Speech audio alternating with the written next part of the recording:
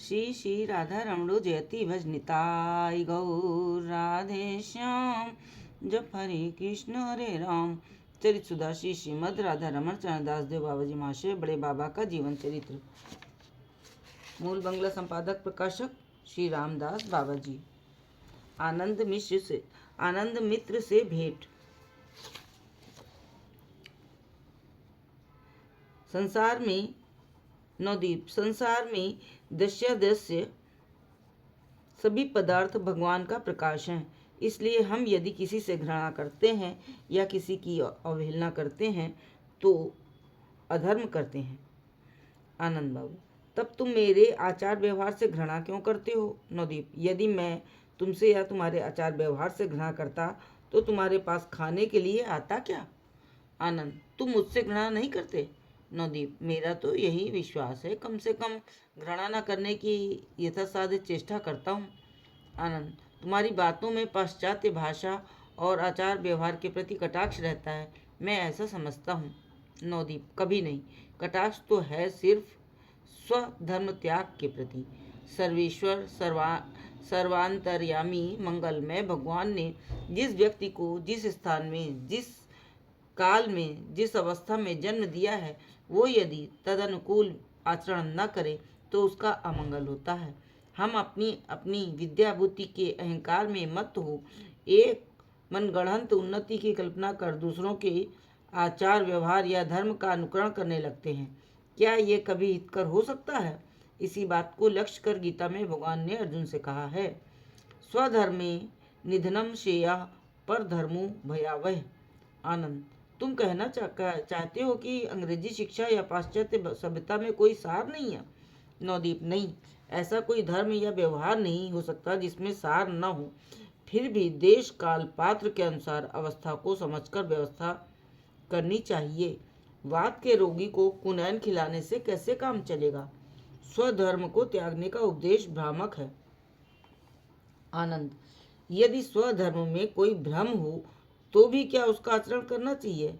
पितामह आदि ने संभवतः संस्कार या अज्ञानतावश कोई कार्य किया, मैं यदि ठीक नहीं वही नहीं करता तो क्या वो स्वधर्म त्याग होगा? नवदीप, पहले ये देखना होगा कि वो आचरण आधुनिक है या प्राचीन। यदि वो पहले के आचार्यों द्वारा निर्दिष्ट पथ है तो वो निश्चय ही भ्रामक नहीं। मैं अपने क्षुद्र मस्तिष्क या क्षुद्र ज्ञान में उसे स्थान नहीं दे सकता, इसलिए मुझे वो भ्रामक लगता है। पूर्वाचार्यों में विशेष निरीक्षण कर, किसी बात का स्वयं आचरण कर और उसके दोष गुण और अनुभव करके ही उसे विधिबद्ध किया गया है। मैं अपने सामान्य ज्ञान को लेकर उन लोगों का आशय कैसे समझ सकता हूँ? भगवान को निवेदन कर आहार करने के द्वितीय उद्देश्य को समझने से पहले हमें ये समझना चाहिए कि हम आहार करते क्यों हैं। आनंद, आहार शरीर को पुष्टि के लिए करते हैं। नवदीप, सिर्फ शरीर की पुष्टि के लिए, मानसिक या आध्यात्मिक शक्ति के लिए नहीं। आनंद, आहार के साथ मन का विशेष संबंध है या नहीं, ये बात मैं ठीक से नहीं कह सकता।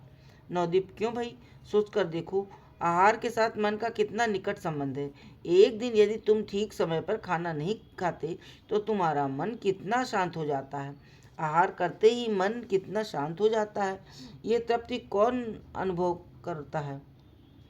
आनंद, ठीक है, शरीर के साथ मन का घनिष्ठ संबंध है। हमारे शरीर को कुछ हो जाता है तो मन को स्थिर रखना कठिन हो जाता है। नवदीप, इससे पता चलता है कि आहार से जैसे शरीर को पुष्टि होती है वैसे ही मन की भी होती है। आनंद, सो तो ठीक है, पर भगवान को निवेदन करने की जो बात थी। नवदीप, अच्छा, शरीर और मन की पुष्टि का क्या अर्थ है? आनंद, शरीर की पुष्टि का अर्थ है शरीर का सबल स्वस्थ और निरोग होना। मन की पुष्टि का अर्थ है मन को शांत अवस्था। नवदीप, मन की शांत अवस्था किसे कहते हैं? आनंद, शांत अवस्था का अर्थ है काम क्रोध लोभ आदि के प्रभाव से मुक्त निर्विकार अवस्था। नवदीप, हाँ, तो भोग्य वस्तु को भगवान को निवेदन करने की जो बात है उसे मैं कैसे समझाऊं? तुम जैसे शिक्षित व्यक्ति को उसे समझाना मुझ जैसे व्यक्ति के लिए आसान नहीं। फिर तुम समझ भी गए तो क्या विश्वास करोगे? आनंद, युक्ति संगत बात हुई तो क्यों ना करूँगा। नवदीप, तो बताओ, मानव जीवन का उद्देश्य क्या है? आनंद, खाना पीना मौज करना। नवदीप, आहार विहार के अतिरिक्त मानव जीवन का और कोई उद्देश्य नहीं है क्या? और क्या होगा? तो फिर मनुष्य जीवन और पशु जीवन में अंतर क्या है? आनंद।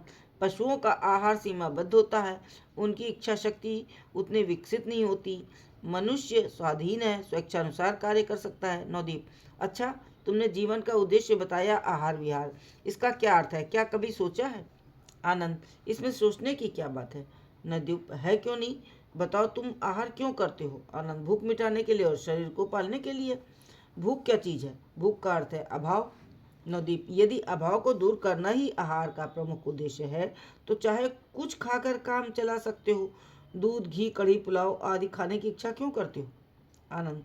वो अवस्था और प्रकृति के अनुसार होती है। अच्छा खाने की किसकी इच्छा नहीं होती? जिनकी परिस्थिति ऐसी नहीं होती कि अच्छी अच्छी चीजें खा सके, वे चाहे जो खाकर पेट भर लेते हैं। नवदीप। इसलिए आहार सिर्फ भूख मिटाने के लिए नहीं किया जाता, उसके साथ प्रवृत्ति का भी संबंध है। आनंद। सो तो है ही। नवदीप। ये प्रवृत्ति क्या है? आनंद। मैं समझता हूँ वो है सुख की इच्छा। नवदीप। वो कैसे? पहले तुमने कहा था कि आहार विहार ही मानव जीवन का उद्देश्य है। आप शायद ये कहना चाहते हो कि आहार के साथ आनंद भी चाहिए। आनंद। ये तो ठीक ही है, हम जो भी काम करते हैं इसलिए करते हैं कि उससे हमें सुख प्राप्त करने की आशा होती है। नवदीप। तो अब अच्छी तरह समझ लो कि मानव जीवन का उद्देश्य केवल आहार विहार नहीं है, आनंद भी है। कोई 10 दिन निराहार रहकर एक आसन पर बैठा रहता है, कोई सूर्य की प्रखर किरणों में सिर नीचे पैर ऊपर किए रहता है, और कोई दुग्ध फेन सी कोमल शैया पर लेटकर दिन बिताता है। क्या इन सभी का उद्देश्य एक नहीं है? पहले लगता है कि उद्देश्य अलग अलग हैं, पर ध्यान से देखने पर पता चलता है कि उद्देश्य सबका एक है। आनंद। ये स्पष्ट है कि आनंद ही सबका उद्देश्य है। नवदीप। तो यथार्थ विषय हुआ आनंद। आनंद पाने के लिए मनुष्य ही क्यों जीव मात्र लालित है? बताओ, ये आनंद नित्य है या अनित्य?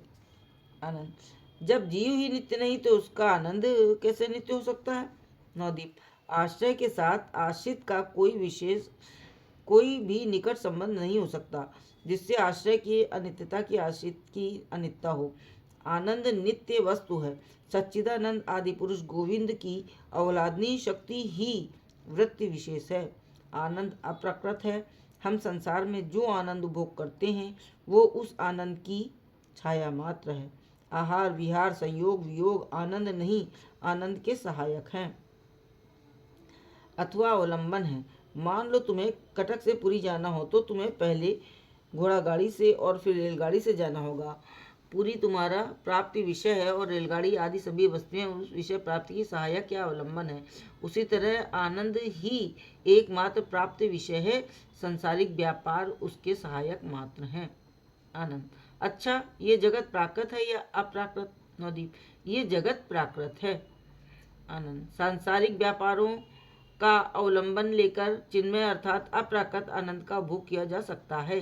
क्या तुमने कहा कि आहार विहार आदि आनंद के अवलंब है? फिर कहा कि आनंद नित्य और अप्राकृत है। अनित्य वस्तु के अवलंबन से क्या नित्य वस्तु की प्राप्ति की हो सकती है? नवदीप। बड़ा सुंदर प्रश्न है। इतनी देर के वाद विवाद के बाद अब अंतिम मीमांसा की बात आ गई। भगवान को भोग लगाने का प्रधान उद्देश्य यही है। हमारी बालकों जैसी क्षुद्र बुद्धि है, किसी वस्तु की अच्छाई बुराई का हमें पता नहीं, इसलिए हमारे आगे जो भी वस्तु आती है उसके विषय में अपनी बुद्धि से कुछ न सोचकर प्रभु को अर्पित कर देते हैं। वे उसका हेय अंश निकालकर उपादेय अंश हमें दे देते हैं।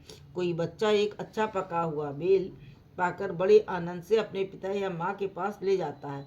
कुशल माता पिता उसका छिलका और बीज निकालकर बच्चे को खाने को देते हैं। बच्चा उसे खाकर प्रसन्न होता है, उसका शरीर पुष्ट होता है। मान लो कोई बच्चा माता पिता को बिना बताए स्वतंत्र रूप से बेल को खाने लगे, तो संभव है कि वो ऊपर का छिलका ही खान चबाने लगे और उसे नीरस समझकर फेंक दे। प्रभु तो अप्राकृत नित्य चिन्मय और सर्वव्यापी हैं। उनकी कृपा दत्त वस्तु को हम बस एक बार उनका नाम लेकर उनके हाथ में समर्पित कर दें तो हमारा कर्तव्य पूरा हो जाता है। तत्पश्चात वे चाहे जैसे हो उसका प्राकृत नष्ट कर और उसमें अप्राकृत गुणों का संचार कर हमें दे देते हैं। खाद्य वस्तु की बात तो दूर रही, हम तो कभी कभी विष तक उन्हें दे देते हैं, परंतु वे इतने करुणामय हैं कि उसी विष को अमृत कर हमें वापस कर देते हैं। प्रहलाद के विषय में देखिए, पिता ने प्रहलाद को विषयुक्त भोजन खाने को दिया। प्रहलाद ने जैसे ही भगवान को अर्पित किया वो अमृत हो गया। इस प्रकार मीराबाई के प्राणों का अंत करने की इच्छा से राणा ने एक बड़ा ही भयंकर विषधर काला सांप शालिग्राम कहकर उनके पास भिजवाया। मीरा ने सरल भाव से पिटारा खोल कर देखा तो एक अपूर्व शालिग्राम शिला निकली। मीरा को पता भी नहीं था कि उसकी भीतर क्या है।